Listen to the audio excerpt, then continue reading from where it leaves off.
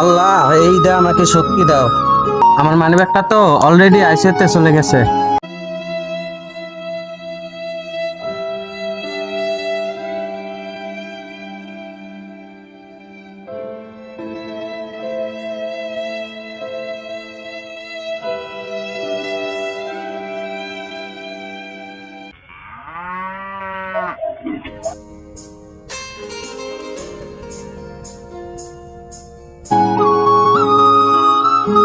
এই শোনো, একটু এদিকে তাকাও তো।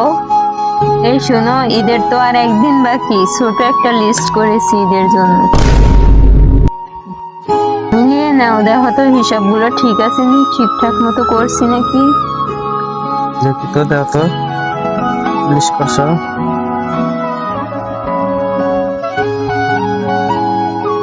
লিস্ট করতে করতে এই পর্যন্ত 4বার লিস্ট করেছ। গত সপ্তাহে ধরে এত লিস্ট কিসের? আমার মানিব্যাগটা তো অলরেডি আইসিইউতে চলে গেছে। আহা, কি যে বলো না, এগুলো তো সব দরকারি জিনিস, রান্নার কিছু গরম মশলা। আর তোমার আপুর জন্য একটা আতর কিনা হয় নাই, আর আমার ওই নীল শাড়িটা আছে না, ওটার ব্লাউজটা আনা হয় নাই। কি বলছো? কালকে ঈদ আর আজকে এখনো বেলাও জানা হয়নি। দর্জির দোকান কি তোমার জন্য এখনো দোকান খোলা রাখছে? বন্ধ হয়ে যাবে না দোকান? এই মশলাপাতিগুলা আগে কিনো না কেন? ইত্যাদি খুচরা যা যা জিনিসপাতি লাগে ঘরে, এগুলা এখন বলতেছো কেন? এখন আমি কখন এগুলা বাজার করব?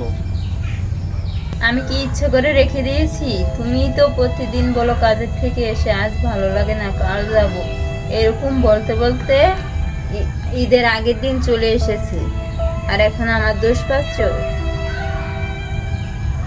আচ্ছা বাবা, ঠিক আছে, সবে বুঝলাম, রাগ করো না। ঈদের আগের দিন তো বাজারে পা ফেলা জায়গা থাকে না, সেটা তো বুঝতে হবে, তাই না? কাজের থেকে এসে তো যাইতে পারি না, অনেক ক্লান্ত হয়ে থাকি, ভালো লাগে না। কিভাবে যাব দেখি, তারপরে সময় সুযোগ করে আনতে পারি কিনা। ঠিক আছে? আচ্ছা ঠিক আছে, আমি তো জানি আমার স্বামীটা কত লক্ষ্মী। বিট খেলেও আমার সব জিনিস এনে দেবে। এই নাও লিস্ট।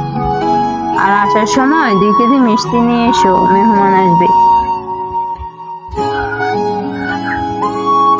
আল্লাহ, এই দা আমাকে শক্তি দাও। আচ্ছা ঠিক আছে, যাচ্ছি।